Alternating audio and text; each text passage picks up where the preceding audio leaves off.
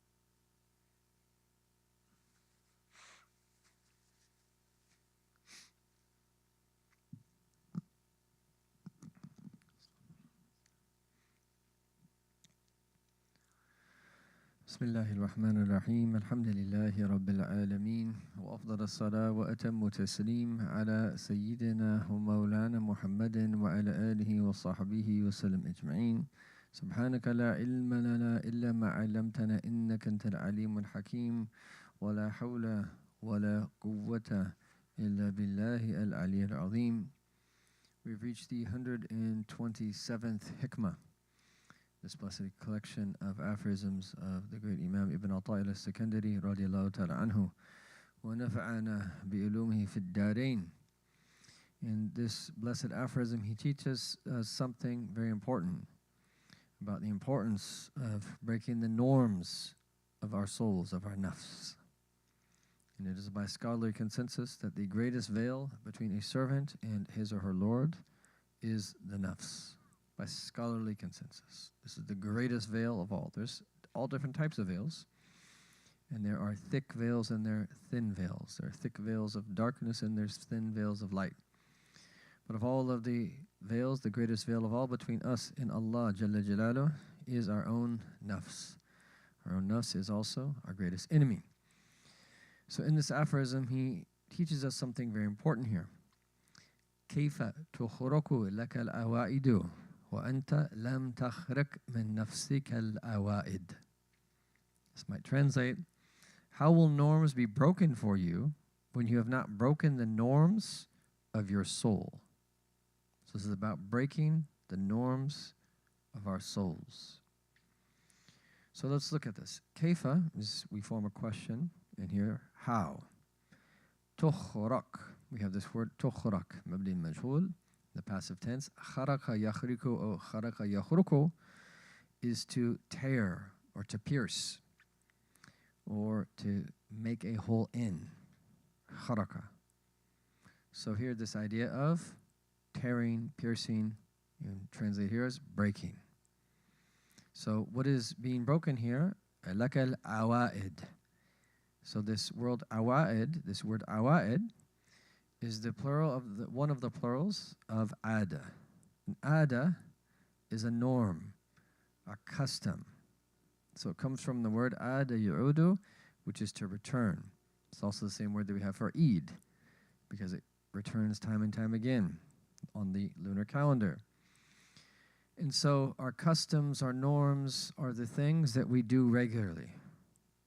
And so the idea of an ada here, in the plural, which is either adat, there's another plural, but then awa'id as it's used here, are things that repeat themselves. Okay, so here, the awa'id, the norms here, when we translate it as such, when we speak about it in this first usage, it refers to the laws of nature, the way that the world is. Okay, and so there's a way that things normally are. So if gravity is an example, that if I drop my phone is going to fall to the pillow. It's possible that I let go of my phone and it stays. That would be a breaking of the norm, because the norm is, unless it's something suspending in there and I'm holding it up or there's something supporting it, it's going to fall. But I could let go, and Allah Tabaraka wa Ta'ala makes the phone stay right before everyone's eyes. Not magic or anything like that, like right before people's eyes, it stays. That's possible, okay? So the norms are the way that the world normally works, really the laws of nature, the realm of science. So what he's saying is, كيف تخلق العوائد? So how will the norms be broken for you? How can the laws of nature that be ruptured for you so that miracles result, as some of them translate it? وأنت, and you, لم تخرق, okay? And you have not broken. Broken what? Min nafsika, from your own self, al-awaid. So the world in which we live has its norms. There's a way that the world normally functions. And then the nafs, the soul, the ego, the lower self, also has its norms. Yani, the way that the vast majority of people are by virtue of living in the world. So what he's really getting at here is something very important. And the traveler on the path needs this, because oftentimes the travelers on the path hear these stories of the great people of Allah and what happens on their hands. And we sometimes are attracted to this. And we sometimes want to actually see this happen on our own hands. And these thoughts come to our mind and so forth. And what he's really teaching us here is as a servant of Allah. Because keep in mind, what was when we took the 125th and the 126th aphorism, we said this is really about being realized in our servitude. Okay? So when he said, since he has held you back from claiming attributes that you do not have, but which people have, do you think that he will allow you to claim attributes that only belong to the Lord of the worlds? And the one before that, be attached to the attributes of his lordhood and realizing the attributes of your servanthood. So we should be much more concerned about what is transpiring internally. How are we with the norms, the awa'id of our own nufus, of our own selves? This is what we should really be focusing on. And it actually is a great fitna for someone. In the path, there's all different types of fitna. Here, probably best translated as tests. There'll be multiple tests.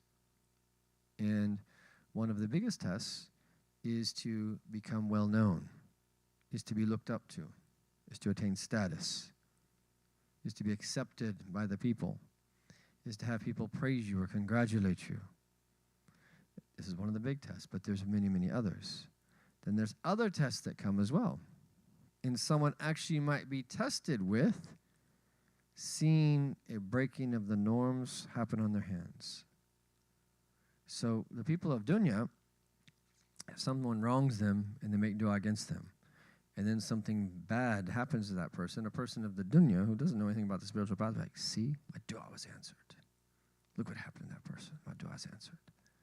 A'udhu billah. How do you know that was your dua that was answered, first of all? Second of all, that's not the state of a heart of a righteous person. To, one, want something bad to happen to someone. Two, to think it was because of your dua. You're deluded. And that the people of this path, if they see a breaking of the norms happen on their hand, it's that they actually become very scared and worried. That it's what's called istidraj. That Allah Ta'ala is leading them astray. So they actually start to worry. It actually makes them fear more. And this is really another layer of this meaning.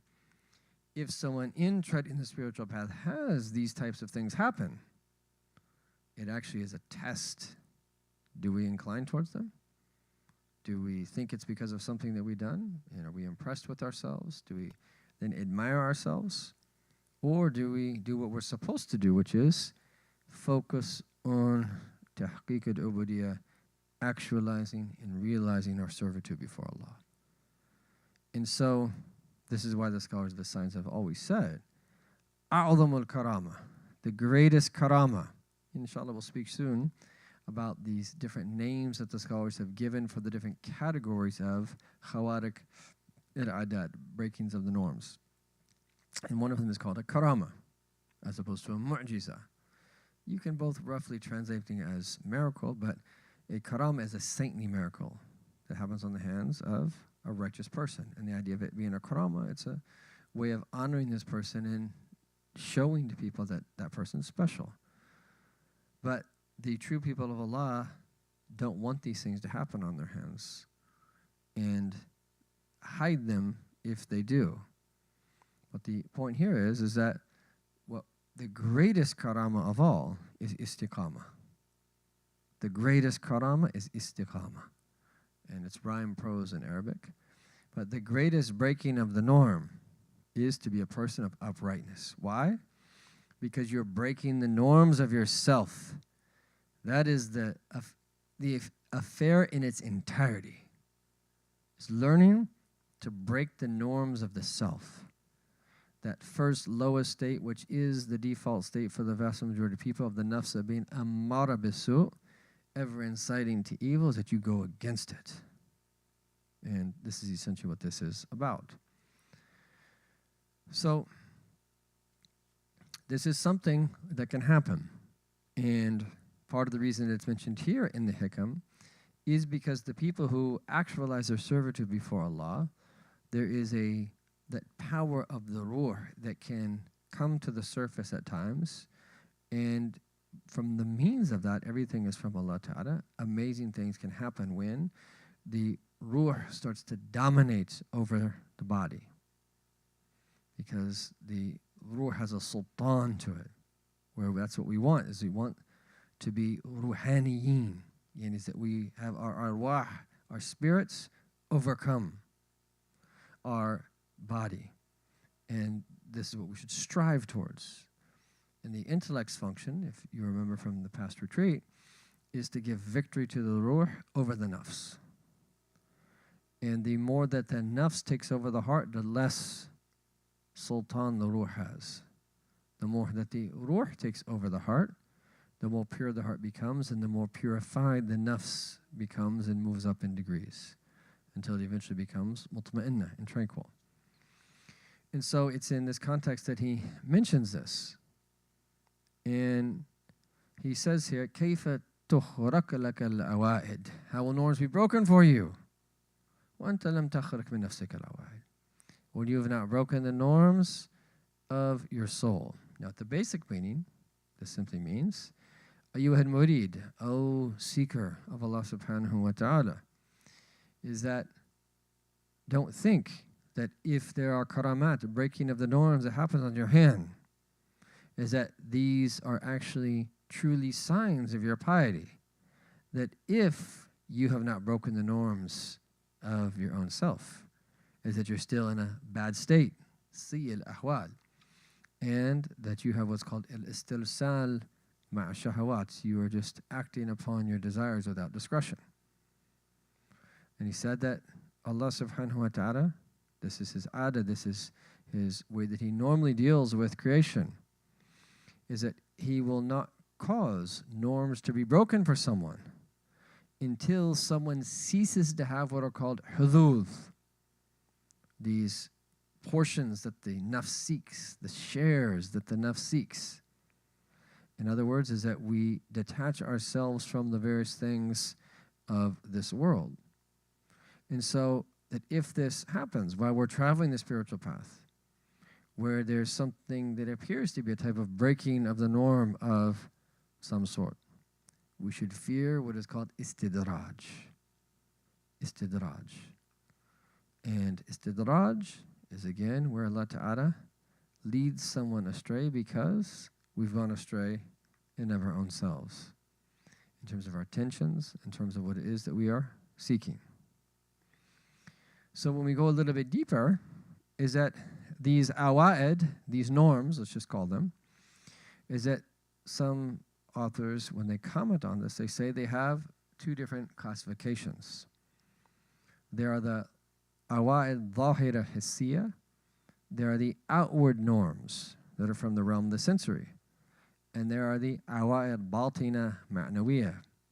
And there are the inner norms from the spiritual world. So then to give us an example of what this means, what are the awa'id al-hissiya, these outward norms of the external world? Like eating a lot, that drinking a lot, sleeping a lot, being overly focused on our appearance, our dress, our clothing, is that just mixing with anyone and everyone. So just being around people, not necessarily that being around people is always bad, but just without discretion. Just being around the wrong people, we all know, if you're around the wrong people, you're going to get yourself in trouble. And there's most vast majority of people, they end up doing what it is that their friends and the people that they associate with do. So this is a norm. وَالدُّخُولُ فِي الْأَسْبَابِ. Entering into the means, having a career, having a livelihood, and so forth. وَكَثْرَةُ الْكَلَامِ. Speaking often. And then everything that comes from that, argumentation and criticizing people and a long list of other things. These are just all examples, and there's many. The things that customarily people fall into by virtue of being human beings, if they don't have a deen to regulate them. Now, Muslims themselves can fall into these too if they're that have deen, but their deen is not strong. If their iman is weak, if they don't have knowledge, if their intellect's not strong, even if they have knowledge to help them suppress and overcome their hawa, their desire. So there's a long list of things that are the awaid al-hissiyah, these norms. And it doesn't mean here to say is that bad behavior is the norm, but this is the tendency of the nafs is to incline towards the things of this world and literally amara bisu, to incite us to evil. And for those that have associated with non-Muslims or at one point in their life were not Muslim, know that many of these things are commonplace, especially when people don't have much deen in their life. The way that they speak about other people, the things that they do, the type of food that they eat, the things that they wear, the choices that they make, what they say about people behind their backs, what they say about people to their face, the way they treat people. If you've been around people, this is one of the things that where Muslims can have such a great impact. You'd be surprised. Just in our normal interactions, meaning normal for us is adhering to this deen. It's not normal to other people.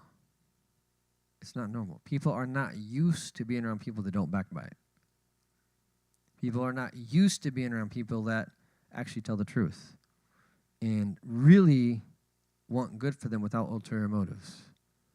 People, let alone being around people of virtue. So even normal Muslims that might not even be on our scales even really practicing is so significantly higher than your average Tom or Carol or whoever you're speaking to in the English-speaking world of the United States of America or wherever someone lives. I should maybe use the name John, right? Or whatever the most used female name is. Elizabeth, who knows? Yeah, the point is that the standard is so much higher. It's so much higher. So there's a way that people normally are. And this doesn't mean that everybody's bad in society. There's stuff out there. Some people are better than others. And there are actually some very good people who don't do these types of things. But they're not the norm. They're not the norm. You go down to the local high school here and see people's language and just hear the way that they talk. It's very different than the way you're going to interact with someone in this blessed musalla or your average Muslim even. It's very, very different. See how people are speaking in their that lunches with their fellow employees at any company.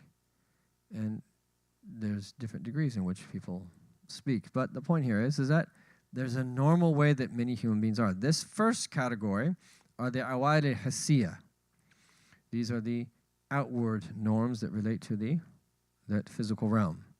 But then we have the inner norms of the spiritual realm. So the norms are hubbajad, the vast majority of people that want to be famous. Is that not true? The vast majority of people in the world want to be famous. The vast majority of people in the world would do anything actually to get their 10 or 15 minutes of fame. This is a norm amongst human beings, and that we actually even subscribe to magazines like People and GQ and who knows what people are subscribing. I'm out of touch now. These might be a whole bunch of new magazines that people watch, that read, and that it's the magazine is called People, and it's just about people. And there's actually people that really base their lives off of what the new fashion is, and will actually throw their clothes away or give their clothes away or something. Every season they have to get a whole new wardrobe. Right? Look at the beauty of the sunnah. It transcends time and place, khalas, and all the different cultural manifestations of the sunnah and all the different places that the deen of Islam spreads. But this is a natural tendency in the human being to want to be famous, that riyasa, to want to be in charge, to want to be a leader, to want to be the one people point their fingers to, and that the natural state of the human being is to love the dunya. So if someone gave you right now just as a gift $100,000, how happy would everybody be?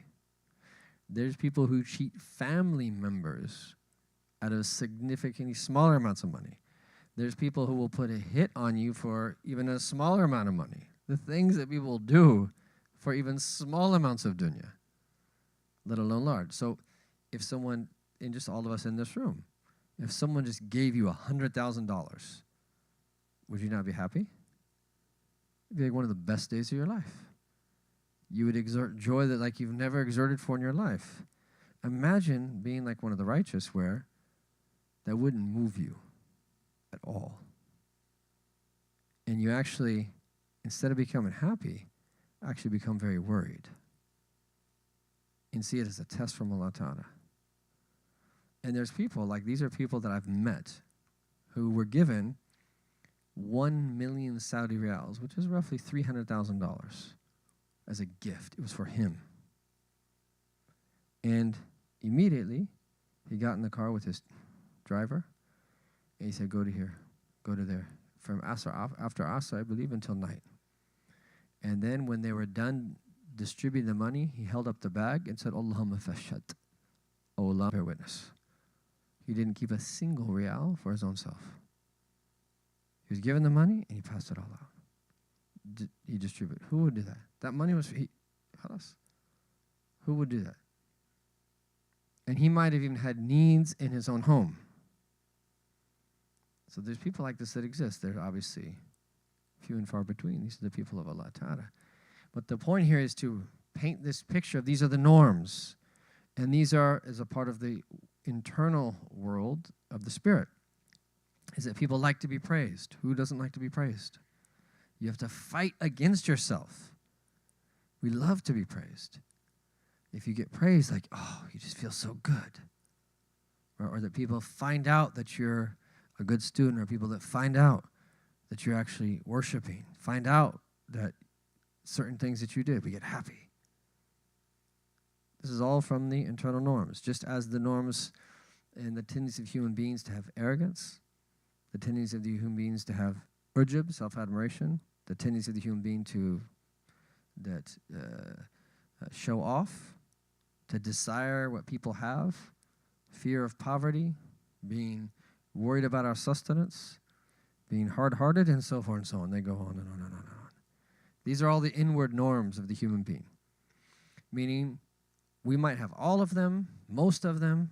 Very few people have only a few of them. Most people have the majority of them because these are norms. So what he's saying is, how can saintly miracles happen on our hands when outwardly and inwardly this is our state? These norms are our state. And this is what he's trying to teach us is like this is really what we have to be focused on, are breaking these norms to reestablish a correct religious spiritual relationship with food, which begins with eating halal food, and then all the different dimensions of tayyib food, and then how we, in all the etiquettes that are associated with it, and so forth and so on, and change our relationship with how we drink, change our relationship with sleep, change our relationship with our clothes, change our relationship with people, change our relationship with career, change our relationship with how we speak, change our relationship and how we deal with people. And even for those who are doing good, change our relationship and how we're doing good deeds, how we're studying, how we are doing all different acts of worship even. This is what he's really calling us to. And likewise internally, is that change our relationship in terms of what are we really seeking? Whose approval are we really going after? What should be our relationship? The dunya is not worth loving. That love of the world and love of Allah are opposites. Is it the more you have of one, the less that you have of the other? And so forth and so on. Replacing the vices with virtues, and so forth and so on. This is the essence of the spiritual path. This is the spiritual path. And this is why it's so hard. Because we have to have the courage to confront our own selves. Now, one of the blessings is, we have a month coming up very soon, just a few days, Where in this month, we can't blame it even on shaitan. Shaitan, the shayateen are chained up, and there's a difference opinion about what that means, about the shayateen being chained up. But essentially what it means is we're left to our own selves. And you explain bad action in Ramadan from the remnants of us getting used to following the wasawis of shaitan. When he stokes up our egos against our own selves, we just get used to it. So we can't blame shaitan anymore in Ramadan. Now we have nothing other than to blame our own selves. So we get to confront ourselves in Ramadan. Allah. And then we're cutting back on our food intake. We're cutting back on our what we drink. And this is why if we're going to move up in the degrees of fasting, is that there's other things we also have to cut back on as well. We should be cutting back on our sleep a little bit. We should be very careful on how much we eat after we break our fast. We should especially guard our eyes, especially guard our ears, especially guard our tongues in this blessed month. This is the ideal month. This is the month of all months. This is the greatest madrasa and way of all for us to confront our own selves and break the norms of the self in a way that's so powerful and so strong that post-Ramadan we're changed. We don't go back to the sign of qabul, of acceptance in Ramadan, is post-Ramadan we're changed. And to the degree that we've become changed is to the degree that, inshallah, that is accepted and that we'll receive reward for it. So what he's saying here is that, and now he's going to speak about each of these two categories. So the righteous say, فَمَنْ خَرَقَ مِنْ نَفْسِهِ أَوَائِدِهَا الْحِسِّيَّةِ. So anyone who breaks the norms of his or her own self, the physical norms of the realm of the sensory, through what? بِرِيَاضَاتِ الْقَهْرِيَّةِ. By forcing yourself to become disciplined. There's no other way to do it. Is that if you've ever seen someone train a horse, if you've ever seen someone that there's no other way to do it except to force it upon yourself. That's why I use the word qahriya. You force yourself to become disciplined. And you do so by relying upon Allah Ta'ala and using your faculty of anger to direct it towards self-control. If you do this, he says what happens is, i.e., you change your relationship with all those things that were mentioned outwardly, such that you do it with religious guidance and with the proper adab and with the proper etiquettes, in moderation, with the right intentions, and everything else that needs to be considered. What happens is that Allah Ta'ala eventually will put you in a situation where there's breaking of the norms outwardly for you. And there's a long list of things that might happen. You could see examples of your prayers being accepted, that it might be that you hear things that other people don't hear, that there are awliya that can do things that other people don't do. And there's long lists of breaking of the norms outwardly. And these are called karamat hissiya. These are saintly miracles that appear outwardly. And he said, in those who break the norms of the self that relate to the internal world of the spirit, خَرَقَتْ لَهُ الْعَوَائِدْ أو خُرِقَتْ الْعَوَائِدْ الْبَاطِنَةِ. Then this breaks to the breaking of the norms happen internally. So like رَفْرَ الْحُجَبِ الْغَفْلَةِ, there's a lifting of the veils of heedlessness. The hearts become pure. And then what happens is there's a lifting of the veil. And someone moves up internally in degrees of witnessing wonders from the higher realms and so forth and so on. And so he says that we have to be very careful though, because there are other categories of people that can have breaking of the norms happen of their hand and they're not beloved to Allah subhanahu wa ta'ala. So from here that we can mention, just in general, the different categories that I mentioned that we're going to talk about. The first is what's called a mu'jiza. And this is a miracle that happens on the hand of a prophet. Okay, it's called a mu'jiza, literally something that incapacitates. The Quran is inimitable. No one can reproduce the likes of it. And so the water coming from the blessed hand of our Prophet ﷺ, this is a mu'jiza. And that's for prophets only. But it's a type of breaking of the norm. Then there's a type of breaking of the norm called an irhas.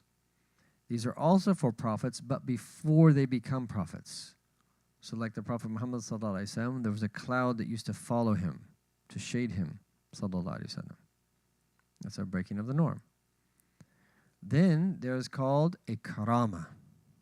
A karama, as we mentioned, relates to this idea of nobility and ennobling.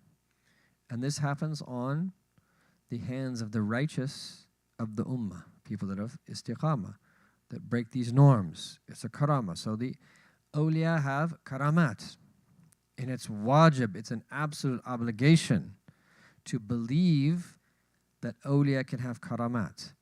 If someone denies this, it's kufr, it takes them outside the fold of Islam, because it's mentioned in the Quran. Sayyidina Maryam wasn't a prophet, right? وَهُزِّ إِلَيْكِ بِجِذْءِ النَّخْلَةِ تُسَاقَطْ عَلَيْكِ رُطَبًا جَنِيًّا. She's expecting and about to deliver. Can you shake a date palm? That on any, even the strongest of men can't shake a date palm and dates aren't going to fall. If she's delivering and shakes a date palm, how are that dates going to fall? This is a karama. This is a karama. That the story of the Prophet Solomon, where the man who had knowledge of the book brought the throne of Bilqis from Ma'rab in Yemen all the way to Philistine in the blink of an eye. How's that possible? It's possible by the power of Allah subhanahu wa ta'ala for that certain people. Right, that's a karama. So we have to believe that in general, awliya can receive karamat on their hands. If you say it's not possible for a wali to receive a karamat, that's actually could take someone outside the fold of Islam. Now, to believe that a specific karama actually happened on the hand of wali, that's not an obligation. It's an obligation to believe that karamat can happen on the hands of the righteous of the ummah. So then the fourth category was called a ma'una. So this is the idea of ma'una is assistance. It's possible if there's a normal believer, they might be righteous, but not like the degree of wilayah, that Allah Ta'ala just breaks the norm for them. It's possible. Then there's, what's that category 4? The fifth is what is called istidraj. And istidraj is where there's someone who's not righteous at all. They're impious, right? They're profligate. Or they make claims, but the claims are not true. And there's breaking of the norms that happen on the hand, what they want. But it actually that leads them astray further. So the Dajjal, for instance, will that have connections with jinn, where he shows people that they think it's their forefathers, but it's just jinn taking their forms, right? That he'll bring someone back to life. He'll look up to the sky and tell the sky to rain. There's breaking of the norms that will happen on the hand of the Dajjal. But that doesn't mean that he's a person of truth. A'udhu billah. We know that increases us more. And he'll ask that person that he split up, which is the greatest shaheed, the one that he splits in half and kills and then brings him back to life. He says, do you believe now that? And he said, no, now I even know further because our Prophet informed us that you are the Dajjal. A'udhu billah. May Allah protect us. And then there's ways of preparing it. So just like now, we're like the way that they're now like pollinating the clouds, and then like rain comes and these types of things, and that modern technology, it seems to be like a type of sorcery. It seems magical to people. It seems like this is a sign that these people are on truth. So it's very, and that's a whole topic in of itself, but something we need to be very, very careful of. And it's only to get more. Look what AI is doing to people. Right? It's like, how is this possible? Like it's so mind-blowing. Right? That people, it's leading people astray. And these things are just going to increase. They're going to increase. Right? We'd never thought about AI when We were just talking about other things, several years ago. And there could be stuff after that, even more so. So the point here is that this is a category. It's called istidraj. Then it was called ihana. This is a breaking of the norms that happens on the hands of a profligate, right, or a disbeliever, which is the opposite of what they want to happen. So the classic example they mentioned there is Musaylim al-Kadhab. Someone came and asked him to pray for his eye, that he read on his eye, and his other eye that had a problem. Right, so it's the opposite of what they want. And then the last category, I think that's we're at 7 now, right, is magic. Here, not magic like the optical illusion type magic, the type of magic where is that someone has a connection with a'udhu billah, with the jinn, which is haram, and that it's considered to be a breaking of the norm. May Allah Ta'ala protect us and preserve us from that world, Ya Arhamur Rahmeen. And if someone does their awrad and believes in Allah Subhanahu wa Ta'ala, they're protected from that. And if they're afflicted by it, it will just be very minor. And then there's people that can do the ruqya shar'iyah, read upon you with verses of the Quran or in a valid way from that's established in the sacred law, and khalas, that it will remove it. So these are the different breaking of the norms. So the whole point here is there's several categories there of people who are not beloved to Allah Tabaraka wa Ta'ala that can have breaking of the norms happen at their hand. This is why the greatest sign of all is what is our state. This is why Imam Junaid said, the great Imam, Sayyid al-Ta'ifa, is that if you see people flying through the air and walking on water, weigh their actions with the book and the sunnah. And if not people of istiqamah, of uprightness, leave them. Khalas. That could draw some people in, but khalas. So that if you see a yogi levitating or something like this, or you see if someone who's been given kind of a dhulmani type of what seems to be kashf but is not, right? From his connection to the beings of the unseen, be very careful. There's a lot of charlatans out there. And there's even charlatans that claim to be sheikhs of tasawwuf and this type of thing. And you got to be careful. You got to be careful. But the real people of tasawwuf are also there. And those are the ones that we want to connect to. And one of the greatest signs is that, and this is my personal advice, is that every sheikh must follow the sharia. If you don't see people adhering to the sacred law and honoring the sacred law of Sayyidina Muhammad, is it my advice is distance yourself from. Have a good opinion. It's better to have a good opinion, unless you see something that there's no way to interpret it otherwise. The better, but if you don't, then have a good opinion, but khalas, be around people of the sacred law. Our approach to the haqiqah is through the sharia, right? Everybody is bound by the sharia in all instances.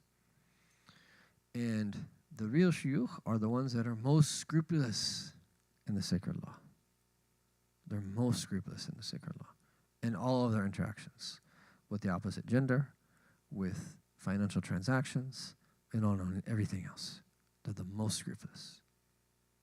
And these are the people that we truly want to follow and be like. So, he then goes on to say, فَكَيْفَ تَطْلُ أَيُّهَا الْمُرِيدُ, how can you, O seeker, that hope that there ever be norms that are broken on your hands and you've not broken the norms of your own self? And here, most importantly, is that how can we ever, which is what we want, to enter into the divine presence when we haven't broken the inner norms of our own self that are keeping us veiled? So our job is to break the norms, the ones of the outward realm and the ones of the inner realm. Is to break those norms. And then, from the bounty of Allah subhanahu wa ta'ala, norms will be broken from us. But they're not sought for in of themselves. What we're seeking is ubudiyah. We're seeking to really establish our servitude to Allah. And if you say that we're really seeking anything, we're seeking closeness to Allah and knowledge of Him. That's really what we want, is to be close to Allah, is to become beloved to Allah, to love Allah, to witness Allah, to be close to Allah. That's what we want. That's what we long for. That's what we desire. And this is why that if Allah Ta'ala gives someone unveilings, they're considered to be veils of light. Veils of darkness, you turn away from. Veils of light, you travel through. And you don't let them, because someone might be so impressed, like so amazed of this unveiling, you forget, like, my goal is Allah. My goal is not this unveiling. That unveiling strengthens your certainty. That unveiling that serves a purpose, but it shouldn't distract you. What we want is Allah. What we want is ma'rifah, knowledge of Allah subhanahu wa ta'ala. And so there's a story that he'd previously mentioned, Sidi Ahmed ibn Ata'illah, but then he mentions it again here, a part of it.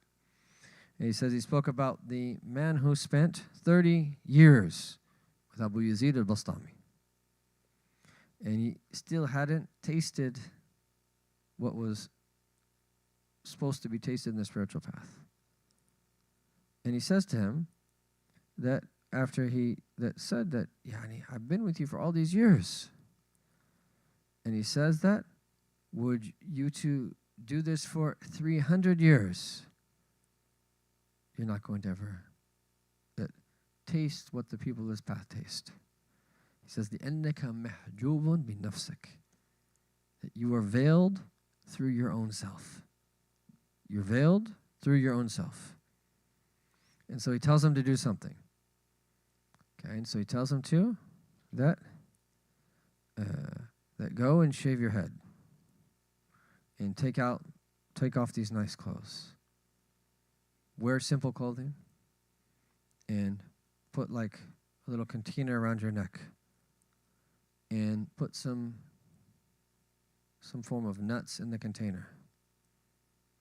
And then go into the middle of the marketplace and call out to the children of the marketplace, anyone who slaps me, that I'll give them one of these nuts. He says, go and make sure that the people that know you see you doing this. And his whole point here is that in general, this is not something you do in the sacred law, to humiliate yourself like this. But his whole point is that he knows the man wasn't going to do it. And what he was trying to teach him is that if you find that repulsive because of your desire for places in the heart, in the hearts of people, how do you expect to ever know Allah Tabaraka Ta'ala? And so the whole purpose here is that not that the shuyukh of our time have us do things like this. They tend to, in our time, not to do things like this. It tends to be easier. They tend to be easier with us. But the meaning is still there. We have to rid these things of our heart. There's things that are veiling us. And there's people that might outwardly be worshipers, but if this is still in the heart, we're going to be veiled. And, this is why one of the things that he eventually goes on to say at the end, and we'll mention a couple other quotes before we wrap it up, but we'll go to this now. He says, لا بد في خلق العوائد الباطن من شيخ كامل جامع بين حقيقة والشريعة. Is that this is why that if you really want to break the inner norms of the spiritual world, you have to have a sheikh, you have to have a teacher who's complete, who joins between the haqiqah, the spiritualities, and the sharia, the sacred law, who carries you, yahmiduka bihimmati, carries you with his aspiration. And he says, فِإِذَا رَمَيْتَ يَدَكْ فِي نَفْسِكَ حَمَدَتْكَ الْهِمَّةِ وَنَصَرَتْكَ الْقُدْرَةِ, that فَقَتَلْتَهَا بِالْمَرَّةِ, is that you might be able to slaughter your soul, that if you use all of your aspiration. He says, but it's likely to come back to life. He says, but with the assistance of a sheikh, who might not be with you outwardly, but you're benefiting from the connection in his aspiration. He said, this is the real way to slaughter the nafs. It's through the assistance of, and this is what people don't realize. This is why when people criticize this word madad and these types of things, that there's an internal support, there's a blessing, there's a strength that comes from being attached to the great people of Allah Ta'ala, and they're still here. On the face of this earth, they're still here. And there's a protection, and there's an assistance to do what it is that we need to do. And if you think about it, this is what the Sahaba had. They had Rasulullah. And through their interaction with Rasulullah, they were able to experience what they experienced. And likewise, every single generation. This is how it was with the Sahaba, with the Messenger, the Tabi'een with the Sahaba, and every generation after that with the shuyukh of their generation, who represented the Prophet Muhammad ﷺ and nurtured them the way that he nurtured the Sahaba. And this is the way that it will remain. until the end of time. But this is why these meanings are so important. First of all, we shouldn't want there to be breaking of norms on our hands, right, outwardly. And as we mentioned, it's a test and really a fitna. What we should be focusing on are these internal states. We'll end with a couple quotes here that are of benefit. So the Shaykh Abul Mawahib radiallahu anhu says, "من ادعى شهود الجمال قبل تأدبه بالجلال فارفضه فإنه دجال." So whoever claims that he's witnessing the beauty of Allah before that he's been made to have adab and he's been put in his place through jalal, through majestic manifestations of the divine decree, farfudhu, then reject that person because that person's a dajjal. Right? And so he said that, wala jalal, this is now Sidi Ahmed ibn Ajib's commentary on this, wala jalal a'zam min ala nas min kharq awaidiha. There's no jalal, there's no majesty greater that one experiences then, having to try to break the norms of your own self. Katabdil al-izb dhul, is that the honor that you're normally seeking, that it be replaced with humiliation. Wal ghina bil faqr, and wealth with poverty. Wal jab bil khumul, and status with remaining unknown, and so forth and so on. And so the whole point here is, we haven't gone into detail, different shuyukh have different techniques to help rid you and help rid us of these various meanings. And that there are different techniques, different shuyukh have different ways. But in general, the Ghazalian way of doing so is that learning about them and then struggling that against yourself under the guidance of a teacher.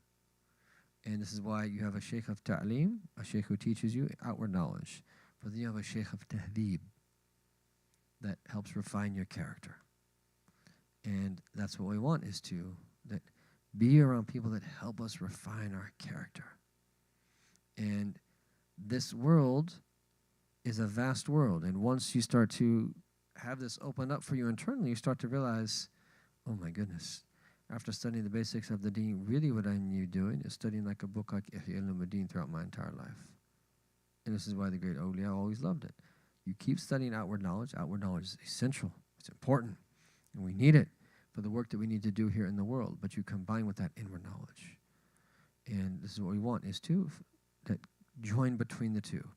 Outward knowledge and inward knowledge, with spiritual struggle, working against ourselves under the guidance of a spiritual master who, that inshallah ta'ala, can be a means for us ultimately in the end to come to know Allah subhanahu wa ta'ala, which is what we really want. May Allah subhanahu wa ta'ala give us tawfiq and bless us in all of our affairs. Ya Arhamar Rahimeen. May Allah ta'ala assist us in breaking the norms of our soul, those that relate to the outward dimension and those that relate to the inward dimension. And may we belong to Him subhanahu wa ta'ala, not belong to anything else. May Allah subhanahu wa ta'ala give us strength and to bless us in these last days of Sha'ban and to cause us to reach Ramadan and bless us to reach Ramadan. And may this be from the most blessed of Ramadans for us. Ya Arhamar Rahimeen. May Allah assist us in fasting and siyam, and assist us in standing in prayer and qiyam. Assist us in recitation of the Quran. May Allah subhanahu wa ta'ala open up these meanings to be for us, Ya Allah. May they be realized in us in this blessed month, Ya Allah. And the spiritual gift that He bestows upon the elect of His creation this month, Ya Allah. We ask You that we have a great portion of that. Fi khayran wa lutfan afiyah. Wa sallallahu ala sayyidina Muhammadin wa ala alihi wa sahbihi wa sallam. Walhamdulillahi rabbil alameen.